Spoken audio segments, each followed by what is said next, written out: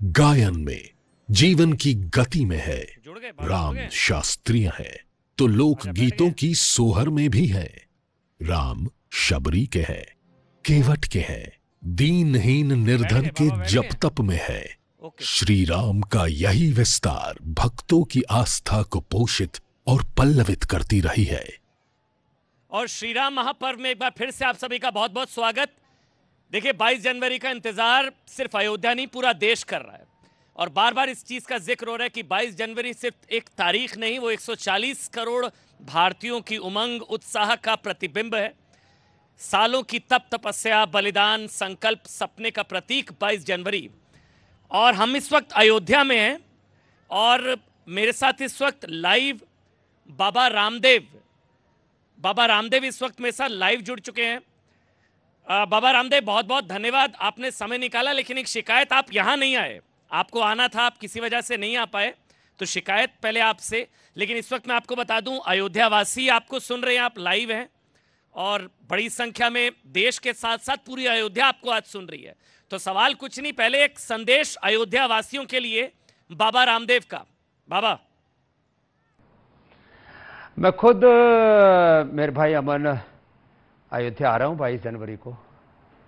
और राम हमारे सांस्कृतिक विरासत के सबसे बड़े प्रतिमान है।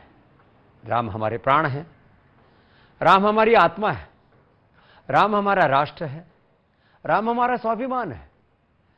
राम एक भ्राता को कैसे होना चाहिए वो हमें जीना सिखाते हैं। एक त्राता कैसे होता है, कैसे सबका त्राण करता है, वो हमें अपने चरित्र से दिखाते हैं। वो सिखाते हैं। एक राजा भी है, राम एक राजा भी है। रघुपति राघव राजा राम, पतित पावन सीता राम, उनका पावन चरित्र है। किस तरह से उन्होंने भीलों से लेकर के और क्या क्या पूरे प्रसंग हैं रामायण के, कि पूरे भारत को एकत्व के, सह अस्तित्व के, सामंजस्य के, और मैं कहां भारत की बात कर बैठा, पूरे विश्व को वसुधैव कुटुंबकम और एकत्वम अनुपश्यत, जो वेद के उद्घोष है, यह तो हमारे सांस्कृतिक उद्घोष है। वसुधैव कुटुंबकम वेद का उद्घोष, एकत्वम अनुपश्यत सहनावतु यत्र विश्वम भवत्येकमित्तस्य चक्षुषा सर्वाणि भूतानि समीक्षन्ताम। सबके प्रति मैत्री, सबके प्रति करुणा, सबके प्रति उदारता, और एक बार भी जिन्होंने मर्यादा का अतिक्रमण नहीं किया, ऐसे मर्यादा पुरुषोत्तम श्याम। कुछ उनको अपना पूर्वज मानते हैं, कुछ अपना आराध्य मानते हैं, और कुछ उनको अपना परात्पर ब्रह्म मानते हैं। मैं तो उनको अपना सब कुछ मानता हूं, क्योंकि मेरा तो नाम ही रामदेव है, तो मेरे तो राम ही सर्वस्व है मेरे भाई अमन। लेकिन आपने कहा कुछ लोग प्रभु राम को मानते ही नहीं, कुछ लोग प्रभु राम के अस्तित्व को ही नहीं मानते। लेकिन अयोध्या में बैठ कर कम से कम ऐसी बात नहीं करनी चाहिए। मैं इसलिए उस राजनीतिक बात आपसे नहीं करूंगा। लेकिन मैंने जिस सवाल के साथ शुरुआत की थी, क्योंकि आपका भी एक संघर्ष रहा है, राम मंदिर की पूरी यात्रा, वो प्रमाण से परिणाम तक, वो जो संकल्प से सिद्धि तक, कई परिवारों ने अपने परिवारजनों को खोया। कार सेवकों के लिए और खासकर उन लोगों के लिए जिन्होंने बलिदान दिया बाबा, उनके परिवार वालों के लिए, या आप मानते हैं सच्ची श्रद्धांजलि कम से कम 22 जनवरी को, जिन्होंने प्राणों की आहुति दी प्रभु राम मंदिर के लिए?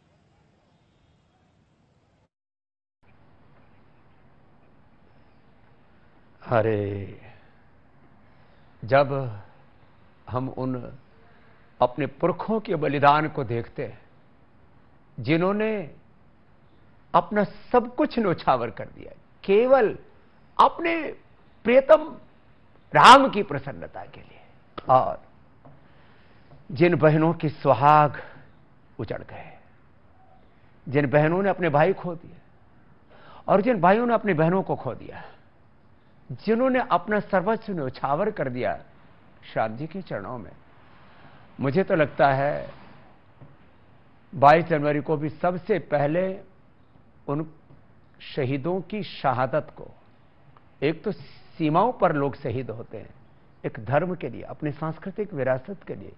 भगवान राम, जो मैंने कहा हम सबके प्राण हैं, उनके लिए जिन्होंने अपने प्राणों को न्योछावर कर दिया, एक उनका स्मारक, जैसे दिल्ली में एक स्मारक बनाए ना मोदी जी ने, मैं तो चाहता हूं मोदी जी एक वैसा स्मारक अयोध्या में जरूर बनाए, क्योंकि ये सैकड़ों नहीं, ये तो हजारों वर्षों का संघर्ष रहा है इसमें। और मुगलों के साथ जिस तरह से उन्होंने क्रूरताएं की, हमारे कितने मंदिरों को मस्जिदों में तब्दील किया, कितने मंदिरों को, कितने हमारे देवस्थानों को और हमारे देवी देवताओं की मूर्तियों को खंडित किया।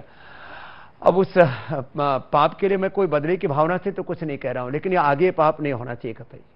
और जो उन्होंने जुल्म जातियां करके जिन भी मंदिरों का अतिक्रमण किया था ना, चाहे वो अयोध्या है, चाहे वो काशी विश्वनाथ है, चाहे अब मथुरा है। अब मैं एक बात सीधी से, मैं तो अमन का उपासक हूं और अमन भाई आप भी देश नहीं झुकने देंगे और सनातन संस्कृति के बहुत बड़ा पुरोधा है, लेकिन मैं कई बार सोचता हूं हमारे मुसलमान भाइयों के मजहब का हम आदर करते हैं, हम तो सबका आदर करते हैं, लेकिन अयोध्या में मुसलमानों का क्या काम भाई? वहां मस्जिद का क्या काम?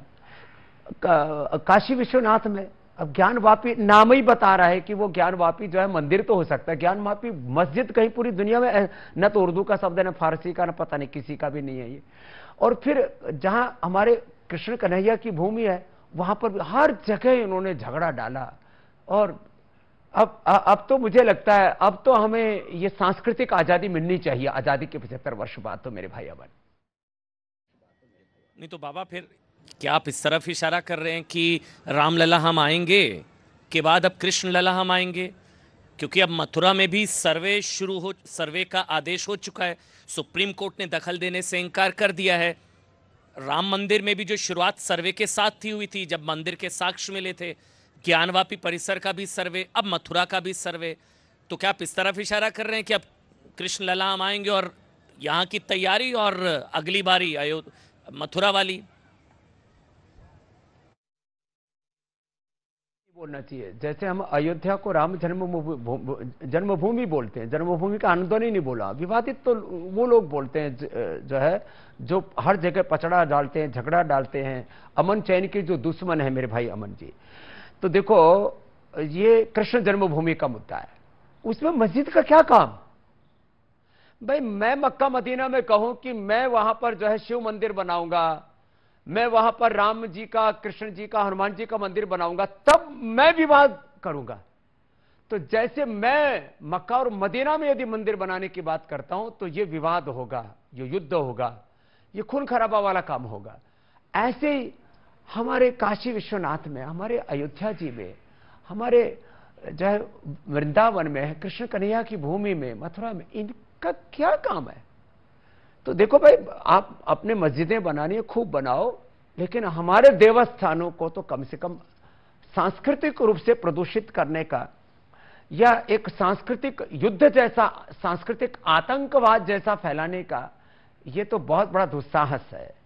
तो यद्यपि मैं मीडिया में बहुत कम बोल रहा हूं, महीनों के बाद अमन जी, मैंने आपसे कहा कि मैं अभी विदेश की यात्रा पर जा रहा था, तो मैंने कहा मैं 10 मिनट आपसे जरूर बात करूंगा, क्योंकि मुद्दा राम जी का है, मुद्दा हमारी सांस्कृतिक विरासत का है, और उसको हमारे अमन भाई जो देश नहीं झुकने देंगे मात्र एक कार्यक्रम नहीं करते हैं, जो इस सांस्कृतिक राष्ट्रवाद की और हमारे अध्यात्मवाद की और पूरी एक तरह से देशभक्ति की एक जीती जागती एक बहुत बड़ी मिसाल है आप। तो आप जो बेमिसाल काम करते हैं, मैं यद्यपि टीवी बहुत कम देख पाता हूं, लेकिन जब कभी देखता हूं तो मैं आपके भीतर जो शौर्य, जो वीरता, जो पराक्रम और जो प्रामाणिकता, एक दिन कोई पत्रकारिता का पाठ पढ़ा रहा था, आपने उसको वहीं पर ऐसे बंद किया कि भाई साहब पत्रकारिता धर्म क्या है, आप हमको मत सिखाइए, हम अच्छे से पढ़ के आ रहे हैं और उसको जी रहे कि कहां पक्ष में रहना है, कहां निष्पक्ष रहना है, कहां विपक्ष में रहना है।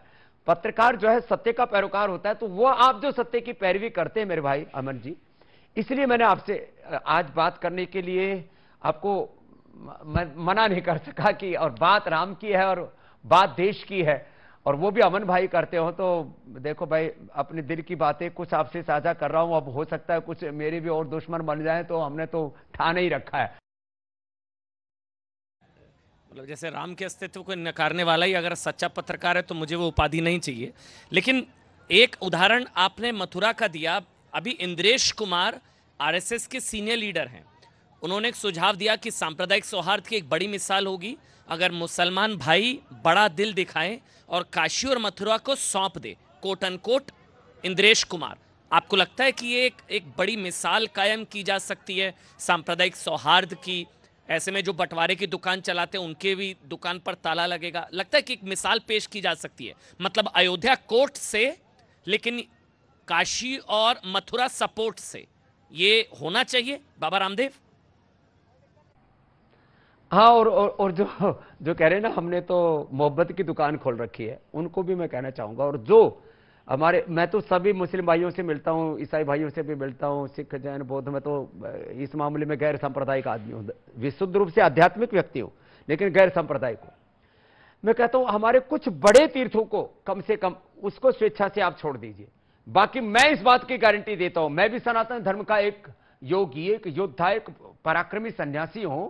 मैंने पूरे जीवन को में सनातन को जिया, तो मैं इस बात की गारंटी देता हूं बाकी जगह विवाद नहीं करें। लेकिन जो हमारे सबसे बड़े आराध्य हैं, राम कृष्ण और शिव आदि, जो हमारे सबसे बड़े सांस्कृतिक प्रतीक हैं, जो हमारे सबसे बड़े सनातन के तीर्थ हैं, वहां कम से कम मुस्लिम भाइयों को स्वेच्छा से काम कर देना चाहिए। बाकी तो सारी की सारी मस्जिदें, थोड़ा सा ज्यादा बोल गया, अधिकतम मस्जिदें देवस्थानों को तोड़ करके बनाई गई है।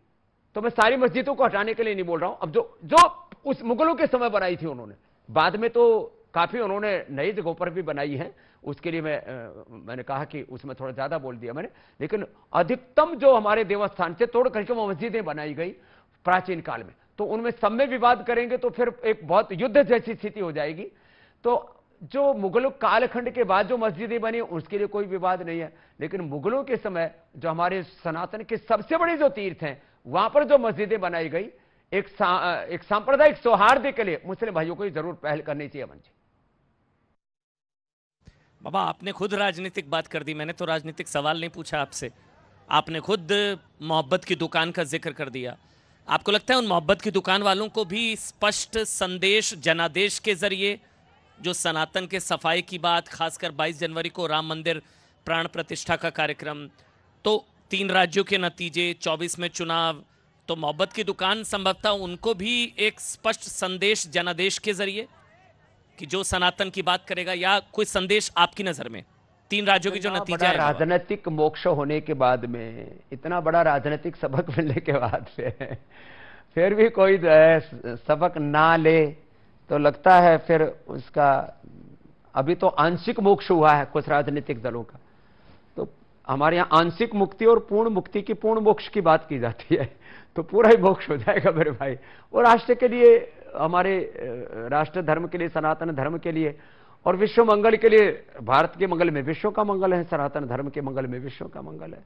तो मुझे लगता है जो भी चल रहा है विनाशकाली विपरीत बुद्धि ठीक ही चल रहा है अमन जी। इसमें तो प्रसन्नता की बात है कि वो ऐसे ही जैसे अधर्म के रास्ते पर चल रहे हैं, सनातन का विरोध कर रहे हैं, सनातन को खत्म करने की बात कर रहे हैं, हमको गोमूत्र पीने वाला बता रहे हैं, तो हम तो पीते हैं ना, हम तो पीते ही हैं। हम गौ माता का मूत्र भी पीते हैं, गोबर भी उठाते हैं, सेवा भी करते हैं, रोज गोग्रास देते हैं। ये तो हमारा धर्म है, हमारी संस्कृति। और गाय नहीं, हम तो सभी मनुष्य और मनुष्यतर सब जड़ चेतन प्राणियों में एक ब्रह्म, एक खुदा, एक अल्लाह, एक ऑलमाइटी गॉड भगवान को देखते हैं मेरे भाई अमन। और फिर आप किसको श्रेय देते हैं? बार बार कहा जाता है कि भाई राम तो सबके हैं, सिर्फ मोदी जी के थोड़ी ना है। आप भी सारा श्रेय मोदी जी को ही दे रहे हैं। आपके हिसाब से जो संकल्प से सिद्धि, बलिदान, कार सेवकों का जो भी कुछ हुआ सालों साल, वो असल हीरो कौन? मतलब जो राम मंदिर निर्माण हो रहा है, प्राण प्रतिष्ठा 22 जनवरी, आपके हिसाब से असल श्रेय किसको जाता है बाबा रामदेव? ये संकल्प से सिद्धि का हीरो कौन? देखो भाई, इसमें एक दिन जो है हमारे नहीं रहे सिंगल साहब, अशोक सिंगल जी बड़े शौक में थे, बोले स्वामी जी क्या होगा। और मैं अपनी बोलो तो देखो भाई अमन भाई, ईमानदारी की बात है, हमने नहीं सोचा था कि ये शायद हमारी आंखों के सामने ये गौरवशाली पल हम देख पाएंगे, और हमें ये सौभाग्य मिल रहा है। तो ये तो हमारे जीवन की सबसे बड़ी धन्यता। अब आगे एक सांस भी हम ले पाए ना ले पाए, भगवान जिंदगी देगा, सेवा करेंगे, लेकिन हमारा जीना धन्य हो गया, हमारी आंखें धन्य हो गई कि हम अपने आंखों से अपने आराध्य के जिस रूप में हम उनको देखना चाहते हैं, उस रूप में उनको हम देख पा रहे हैं। तो रियल हीरो तो देखो नरेंद्र मोदी जी हैं, जिनका संकल्प कि 370 और राम मंदिर वाला जो, और इसको एग्जीक्यूट करने का जो पूरा श्रेय है वो अमित भाई को जाता है। और डे बाय डे जो इसको आगे बढ़ाने के लिए जिस तरह से हमारे योगी जी भी पुरुषार्थ करते हैं, तो देखो स्टेट गवर्नमेंट की भी एक भूमिका होती है। और मैं जो है थोड़ा गहराई में जाके देखूं तो थैंक यू सुप्रीम कोर्ट, हमारे देश के उच्चतम न्यायालय का हमें धन्यवाद करना पड़ेगा। उन्होंने अन्याय नहीं होने दिया सांस्कृतिक दृष्टि से देश में, उसके लिए उनको लाख लाख शुक्रिया। विपक्ष के एक नेता का नाम नहीं लिया। आज चंपत राय जी भी आए थे, उनसे भी मैंने सवाल पूछा था, उन्होंने भी कहा कि विपक्ष के एक नेता का नाम बता दो जिसका लक्ष्य राम मंदिर हो या श्री राम के लिए जिन्होंने रामकाज किया हो। लेकिन फिर ऐसे में तो फिर अभी कुछ महीने बाद 22 जनवरी के बाद लोकसभा का चुनाव भी है, 2024 भी है, तो राम का आशीर्वाद किसे?